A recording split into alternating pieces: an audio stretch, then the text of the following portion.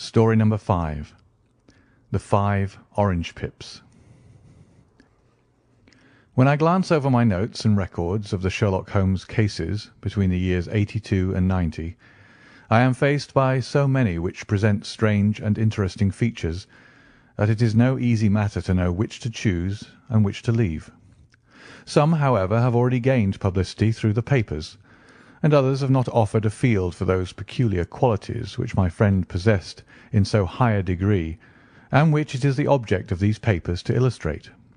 Some, too, have baffled his analytical skill, and would be as narratives, beginnings without an ending, while others have been but partially cleared up, and have their explanations founded rather upon conjecture and surmise than on that absolute logical proof which was so dear to him. There is, however, one of these last, which was so remarkable in its details, and so startling in its results, that I am tempted to give some account of it, in spite of the fact that there are points in connection with it which never have been, and probably never will be, entirely cleared up. The year 87 furnished us with a long series of cases of greater or lesser interest, of which I retain the records. Among my headings under this one 12 months I find an account of the adventure of the Paradol Chamber, of the Amateur Mendicant Society who held a luxurious club in the lower vault of a furniture warehouse, of the facts connected with the loss of the British barque Sophie Anderson, of the singular adventures of the Grice Pattersons in the islands of Uffa, and finally of the Camberwell poisoning case. In the latter, as may be remembered, Sherlock Holmes was able, by winding up the dead man's watch, to prove that it had been wound up 2 hours before, and that therefore the deceased had gone to bed within that time, a deduction which was of the greatest importance in clearing up the case. All these I may sketch out at some future date, but none of them present such singular features as the strange train of circumstances which I have now taken up my pen to describe. It was in the latter days of September, and the equinoctial gales had set in with exceptional violence. All day the wind had screamed and the rain had beaten against the windows, so that even here in the heart of great, handmade London we were forced to raise our minds for the instant from the routine of life and to recognise the presence of those great elemental forces which shriek at mankind through the bars of his civilization, like untamed beasts in a cage.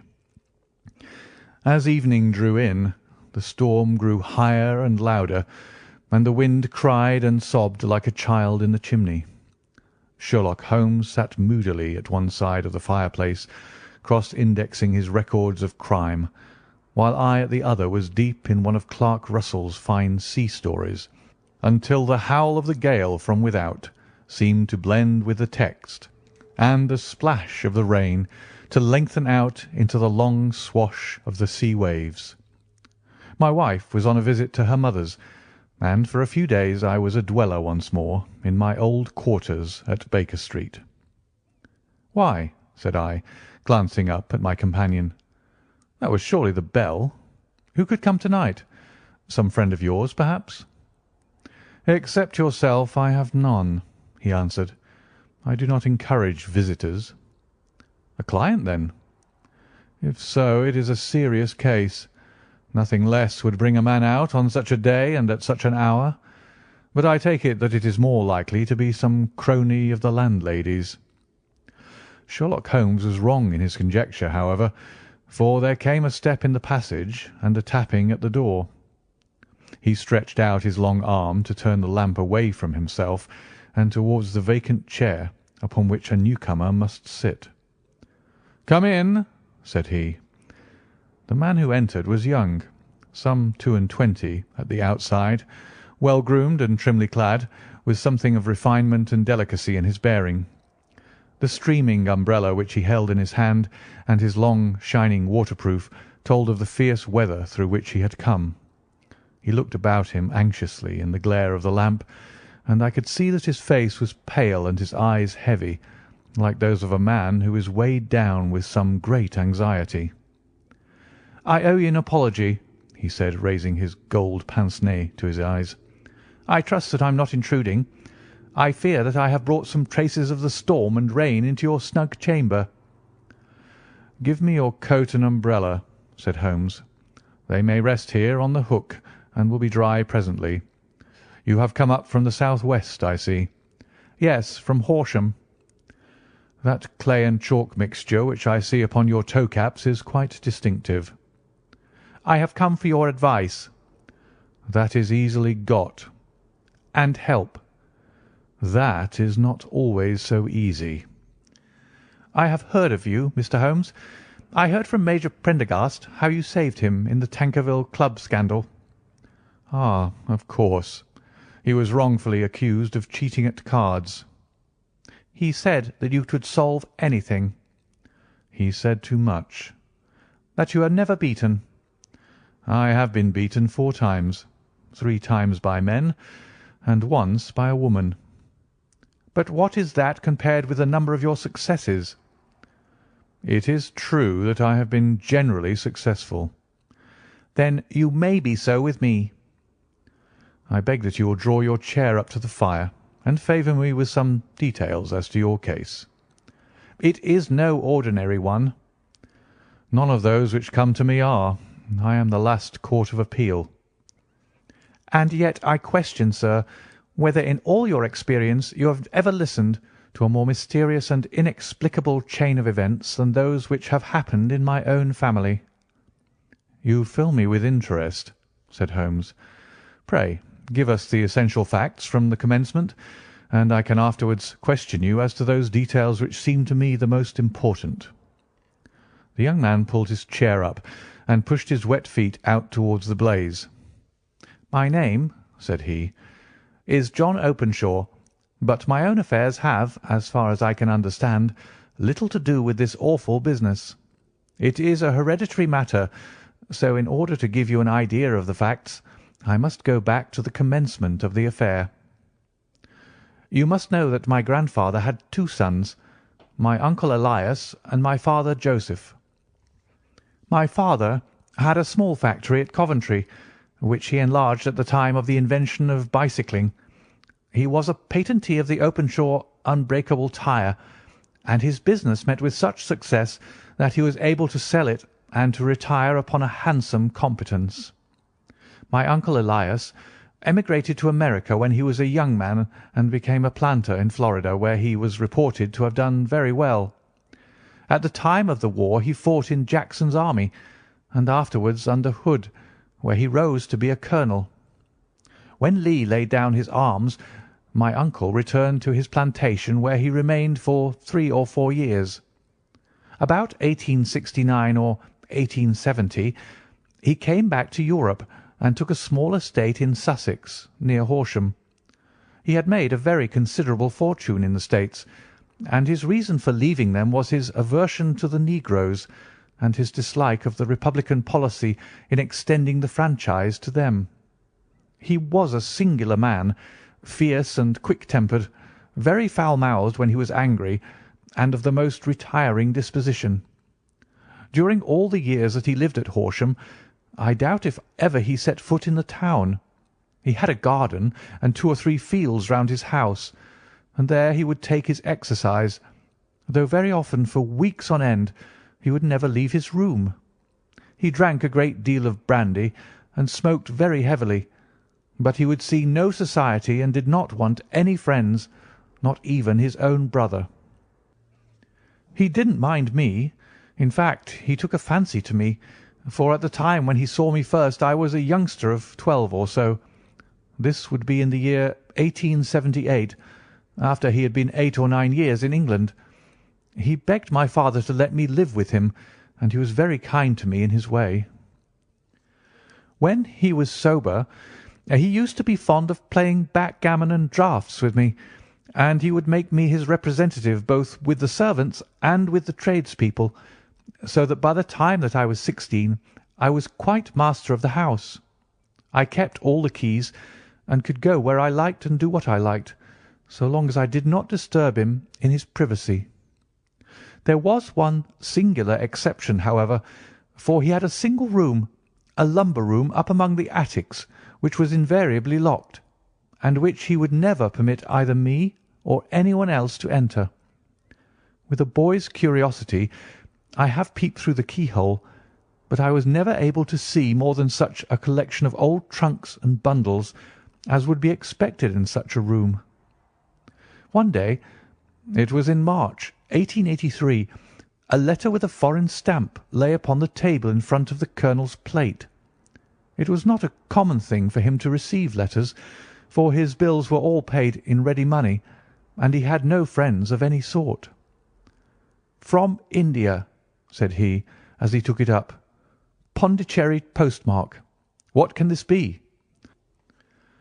Opening it hurriedly, out there jumped 5 little dried orange pips, which pattered down upon his plate. I began to laugh at this, but the laugh was struck from my lips at the sight of his face. His lip had fallen, his eyes were protruding, his skin the colour of putty, and he glared at the envelope which he still held in his trembling hand. "K, K, K!" he shrieked, and then, my God, my sins have overtaken me." "What is it, uncle?" I cried. "Death," said he, and rising from the table, he retired to his room, leaving me palpitating with horror. I took up the envelope, and saw scrawled in red ink upon the inner flap, just above the gum, the letter K 3 times repeated. There was nothing else save the 5 dried pips. What could be the reason of his overpowering terror? I left the breakfast table, and as I ascended the stair, I met him coming down with an old rusty key which must have belonged to the attic in one hand, and a small brass box like a cash box in the other. "They may do what they like, but I'll checkmate them still," said he with an oath. "Tell Mary that I shall want a fire in my room to-day, and send down to Fordham the Horsham lawyer."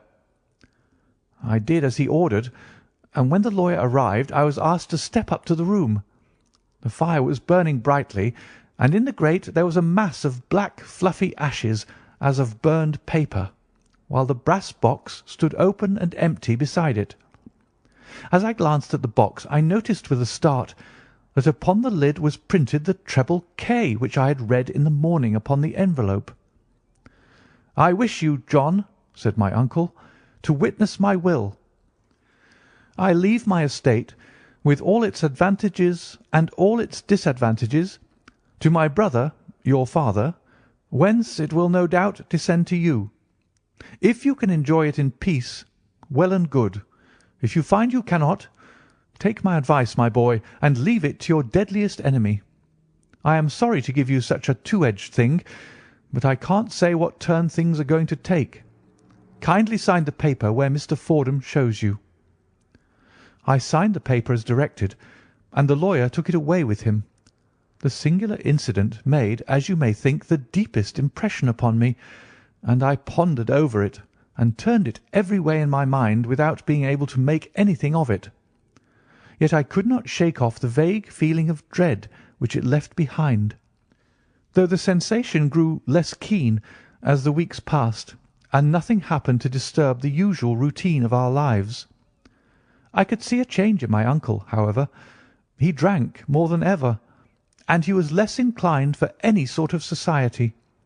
Most of his time he would spend in his room, with the door locked upon the inside, but sometimes he would emerge in a sort of drunken frenzy, and would burst out of the house and tear about the garden with a revolver in his hand, screaming out that he was afraid of no man, and that he was not to be cooped up like a sheep in a pen by man or devil.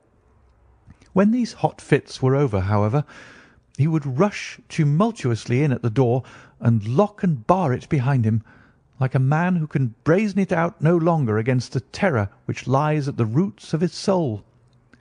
At such times I have seen his face, even on a cold day, glisten with moisture, as though it were new raised from a basin.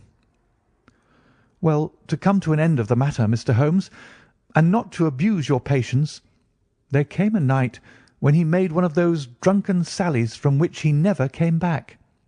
We found him, when we went to search for him, face downward in a little green-scummed pool, which lay at the foot of the garden. There was no sign of any violence, and the water was but 2 feet deep, so that the jury, having regard to his known eccentricity, brought in a verdict of suicide. But I, who knew how he winced from the very thought of death, had much ado to persuade myself that he had gone out of his way to meet it. The matter passed, however, and my father entered into possession of the estate, and of some £14,000 which lay to his credit at the bank. "One moment," Holmes interposed. "Your statement is, I foresee, one of the most remarkable to which I have ever listened. Let me have the date of the reception by your uncle of the letter, and the date of his supposed suicide." "The letter arrived on March 10th, 1883. His death was 7 weeks later, upon the night of May 2nd. "Thank you. Pray proceed." "When my father took over the Horsham property, he, at my request, made a careful examination of the attic, which had been always locked up. We found the brass box there, although its contents had been destroyed. On the inside of the cover was a paper label with the initials of K.K.K. repeated upon it, and letters, memoranda, receipts, and a register written beneath. These, we presume, indicated the nature of the papers which had been destroyed by Colonel Openshaw. For the rest, there was nothing of much importance in the attic, save a great many scattered papers and notebooks bearing upon my uncle's life in America. Some of them were of the war time, and showed that he had done his duty well, and had borne the repute of a brave soldier. Others were of a date during the reconstruction of the Southern States, and were mostly concerned with politics, for he had evidently taken a strong part in opposing the carpet-bag politicians who had been sent down from the north. Well, it was the beginning of '84 when my father came to live at Horsham, and all went as well as possible with us until the January of '85. On the 4th day after the New Year, I heard my father give a sharp cry of surprise as we sat together at the breakfast table. There he was, sitting with a newly opened envelope in one hand and 5 dried orange pips in the outstretched palm of the other one. He had always laughed at what he called my cock and bull story about the colonel, but he looked very scared and puzzled now that the same thing had come upon himself. "Why, what on earth does this mean, John?" he stammered. My heart had turned to lead. "It is K.K.K.," said I. He looked inside the envelope. "So it is," he cried. "Here are the very letters. But what is this written above them?" "Put the papers on the sundial," I read, peeping over his shoulder. "What papers? What sundial?" he asked. "The sundial in the garden. There is no other," said I. "But the papers must be those that are destroyed." "Pooh!" said he, gripping hard at his courage. "We are in a civilized land here, and we can't have tomfoolery of this kind. Where does the thing come from?" "From Dundee," I answered, glancing at the postmark. "Some preposterous practical joke," said he. "What have I to do with sundials and papers? I shall take no notice of such nonsense." "I should certainly speak to the police," I said. "And be laughed at for my pains? Nothing of the sort." "Then let me do so." "No, I forbid you. I won't have a fuss made about such nonsense." It was in vain to argue with him, for he was a very obstinate man. I went about, however, with a heart which was full of forebodings. On the 3rd day after the coming of the letter, my father went from home to visit an old friend of his, Major Freebody, who is in command of one of the forts upon Portsdown Hill. I was glad that he should go, for it seemed to me that he was farther from danger when he was away from home. In that, however, I was in error. Upon the 2nd day of his absence, I received a telegram from the Major imploring me to come at once. My father, had fallen over one of the deep chalk pits which abound in the neighbourhood, and was lying senseless with a shattered skull. I hurried to him, but he passed away without having ever recovered his consciousness. He had, as it appears, been returning from Fareham in the twilight, and as the country was unknown to him and the chalk pit unfenced, the jury had no hesitation in bringing in a verdict of death from accidental causes. Carefully, as I examined every fact connected with his death, I was unable to find anything which could suggest the idea of murder. There were no signs of violence, no footmarks, no robbery, no record of strangers having been seen upon the roads, and yet I need not tell you that my mind was far from at ease, and that I was well nigh certain that some foul plot had been woven round him. In this sinister way I came into my inheritance. You will ask me why I did not dispose of it. I answer because I was well convinced that our troubles were in some way dependent upon an incident in my uncle's life, and that the danger would be as pressing in one house as another. It was in January '85 that my poor father met his end, and 2 years and 8 months have elapsed since then. During that time I have lived happily at Horsham, and I had begun to hope that this curse had passed away from the family, and that it had ended with the last generation. I had begun to take comfort too soon, however. Yesterday morning the blow fell in the very shape in which it had come upon my father." The young man took from his waistcoat a crumpled envelope, and turning to the table he shook out upon it 5 little dried orange pips. "This is the envelope," he continued. "The postmark is London, Eastern Division. Within are the very words which were upon my father's last message, K, K, K. And then put the papers on the sundial." "What have you done?" asked Holmes. "Nothing." "Nothing?" "To tell the truth," he sank his face into his thin white hands, "I have felt helpless. I have felt like one of those poor rabbits when the snake is writhing towards it. I seem to be in the grasp of some resistless, inexorable evil which no foresight and no precautions can guard against." "Tut, tut!" cried Sherlock Holmes. "You must act, man, or you are lost. Nothing but energy can save you. This is no time for despair." "I have seen the police." "Ah!" "But they listened to my story with a smile.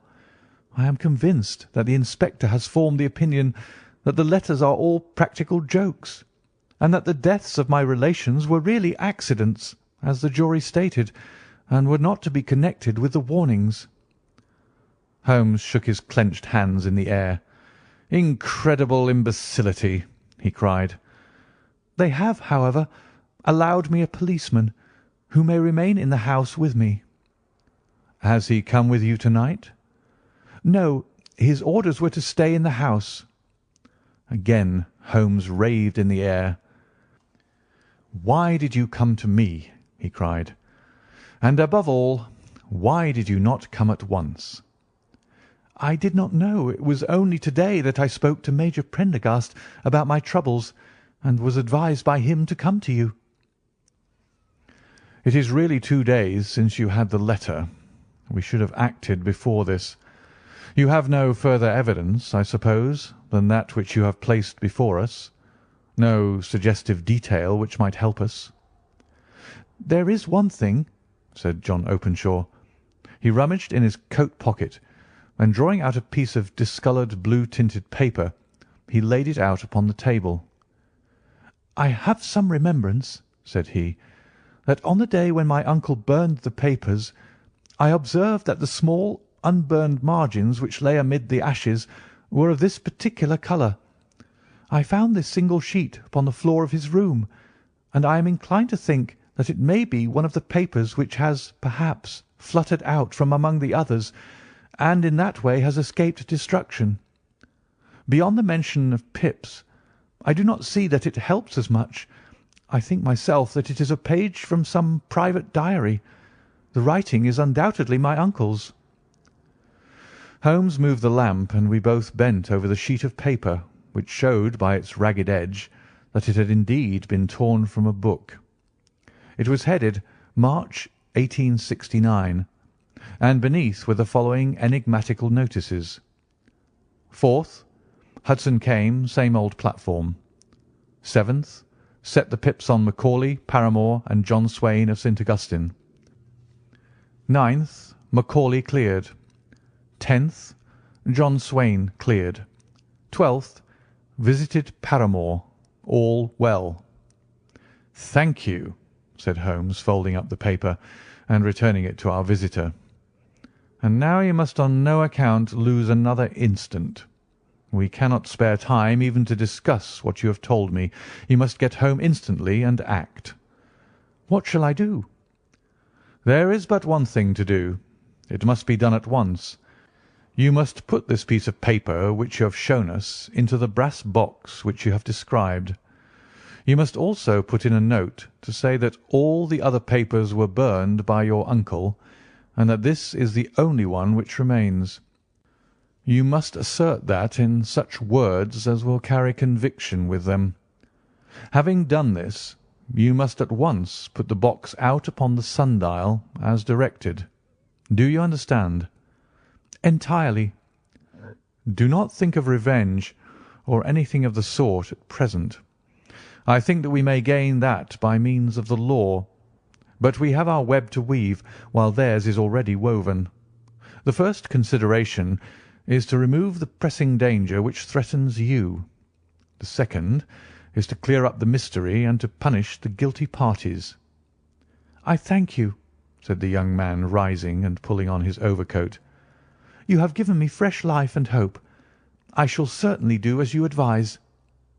"Do not lose an instant. And above all take care of yourself in the meanwhile, for I do not think that there can be a doubt that you are threatened by a very real and imminent danger. How do you go back?" "By train from Waterloo." "It is not yet 9. The streets will be crowded, so I trust that you may be in safety. And yet you cannot guard yourself too closely." "I am armed." "That is well. To-morrow I shall set to work upon your case." "I shall see you at Horsham, then?" "No. Your secret lies in London. It is there that I shall seek it." "Then I shall call upon you in a day or in 2 days with news as to the box and the papers. I shall take your advice in every particular." He shook hands with us and took his leave.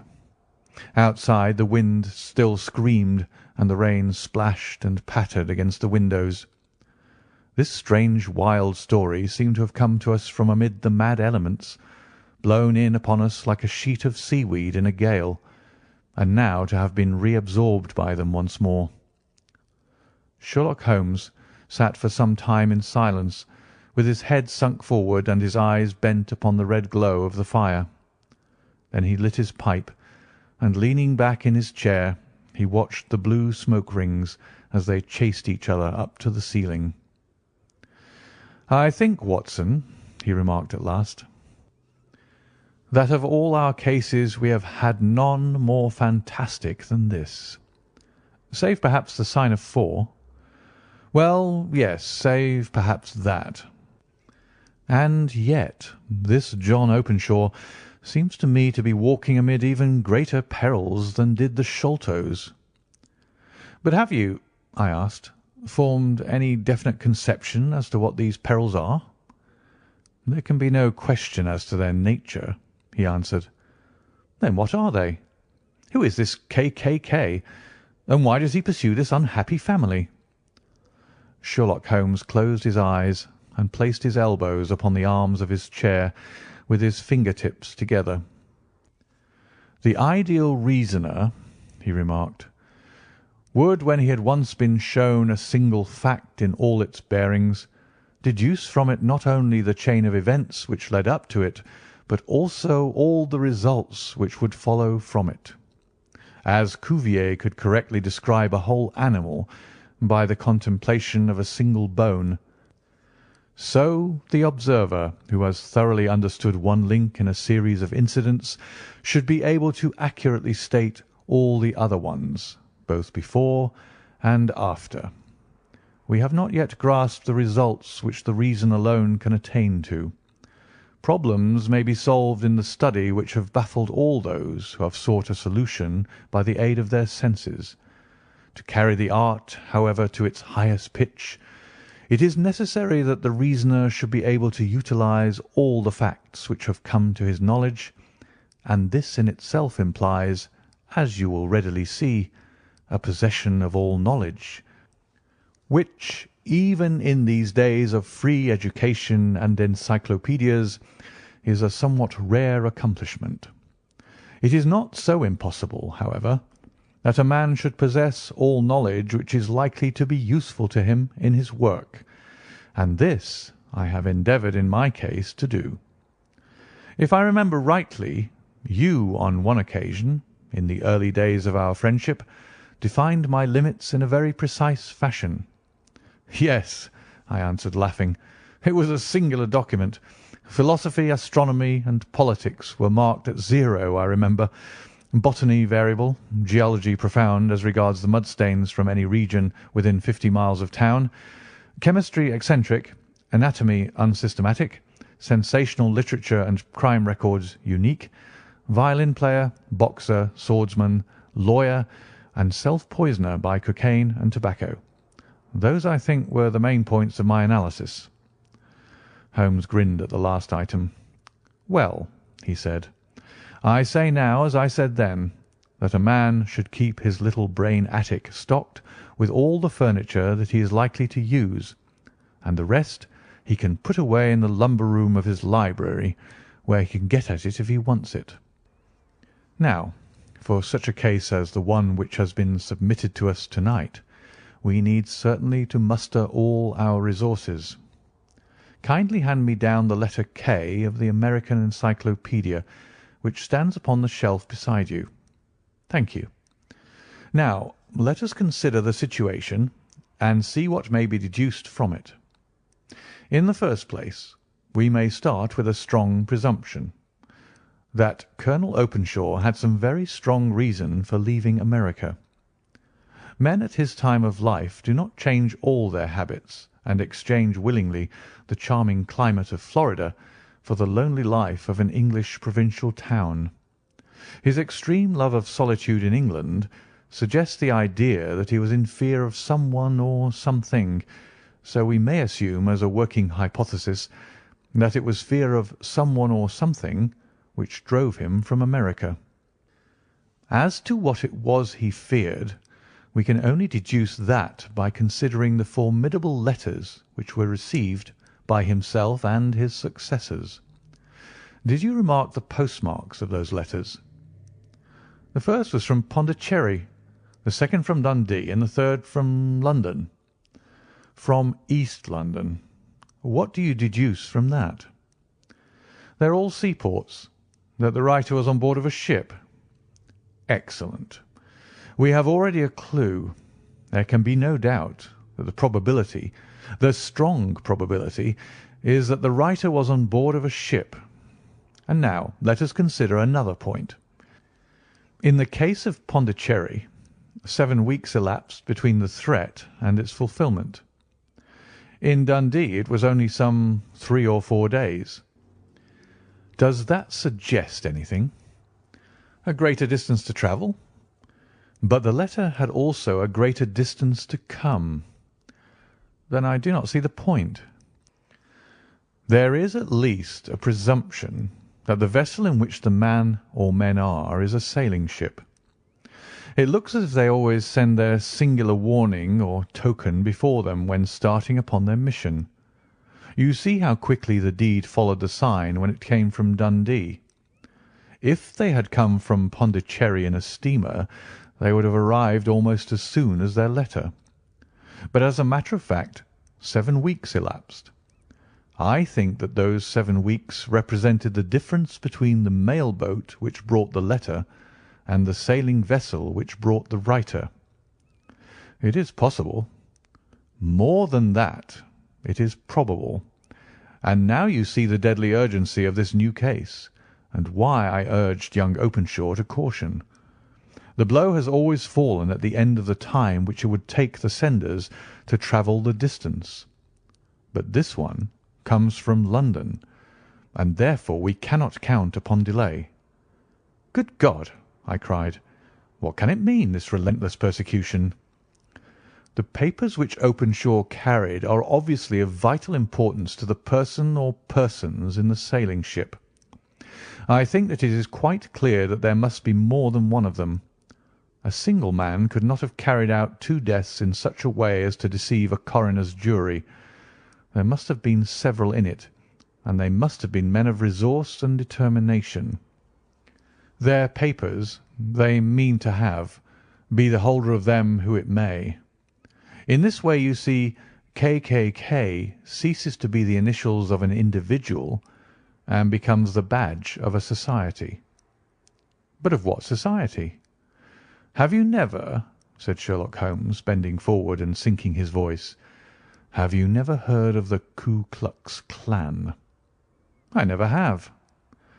Holmes turned over the leaves of the book upon his knee. "Here it is," said he presently.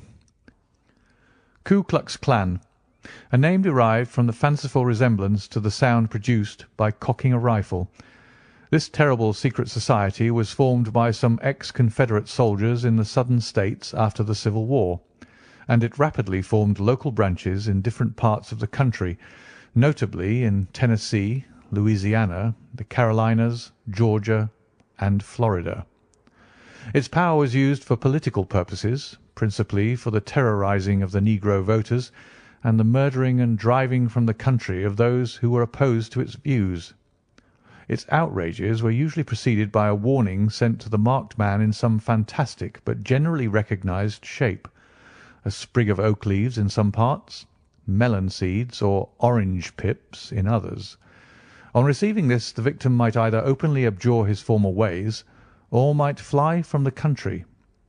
If he braved the matter out, death would unfailingly come upon him, and usually in some strange and unforeseen manner. So perfect was the organization of the society, and so systematic its methods, that there is hardly a case upon record where any man succeeded in braving it with impunity, or in which any of its outrages were traced home to the perpetrators. For some years the organization flourished in spite of the efforts of the United States government and of the better classes of the community in the South.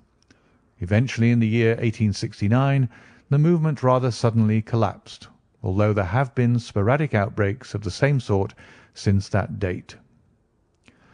"You will observe," said Holmes, laying down the volume, "that the sudden breaking up of the society was coincident with the disappearance of Openshaw from America with their papers.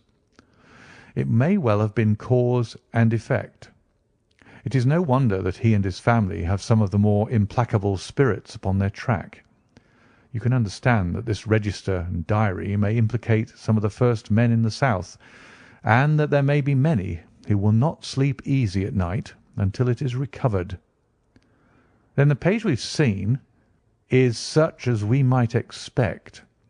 It ran, if I remember right, 'Sent the pips to A, B, and C,' that is, sent the society's warning to them. Then there are successive entries that A and B cleared or left the country, and finally that C was visited, with, I fear, a sinister result for C. Well, I think, Doctor, that we may let some light into this dark place, and I believe that the only chance young Openshaw has in the meantime is to do what I have told him.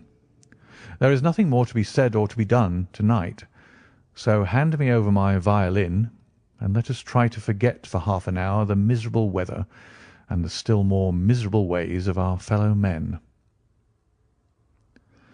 It had cleared in the morning, and the sun was shining with a subdued brightness through the dim veil which hangs over the great city. Sherlock Holmes was already at breakfast when I came down. "You will excuse me for not waiting for you," said he. "I have, I foresee, a very busy day before me in looking into this case of young Openshaw's." "What steps will you take?" I asked. It will very much depend upon the results of my first inquiries. I may have to go down to Horsham after all." "You will not go there first?" "No, I shall commence with the city. Just ring the bell, and the maid will bring up your coffee." As I waited, I lifted the unopened newspaper from the table and glanced my eye over it. It rested upon a heading which sent a chill to my heart. "Holmes," I cried, "you are too late." "Ah," said he, laying down his cup. "I feared as much. How was it done?" He spoke calmly, but I could see that he was deeply moved. "My eye caught the name of Openshaw and the heading 'Tragedy near Waterloo Bridge.' Here is the account. Between 9 and 10 last night, Police Constable Cook of the H Division on duty near Waterloo Bridge heard a cry for help and a splash in the water. The night, however, was extremely dark and stormy, so that in spite of the help of several passers-by, it was quite impossible to effect a rescue. The alarm, however, was given, and by aid of the water police, the body was eventually recovered. It proved to be that of a young gentleman whose name, as it appears from an envelope which was found in his pocket, was John Openshaw, and whose residence is near Horsham. It is conjectured that he may have been hurrying down to catch the last train from Waterloo Station, and that in his haste and the extreme darkness he missed his path and walked over the edge of one of the small landing places for river steamboats. The body exhibited no traces of violence, and there can be no doubt that the deceased had been the victim of an unfortunate accident, which should have the effect of calling the attention of the authorities to the condition of the riverside landing stages. We sat in silence for some minutes, Holmes more depressed and shaken than I had ever seen him. "That hurts my pride, Watson," he said at last. "It is a petty feeling, no doubt, but it hurts my pride. It becomes a personal matter with me now, and if God sends me health, I shall set my hand upon this gang. That he should come to me for help, and that I should send him away to his death." He sprang from his chair and paced about the room in uncontrollable agitation, with a flush upon his sallow cheeks and a nervous clasping and unclasping of his long, thin hands.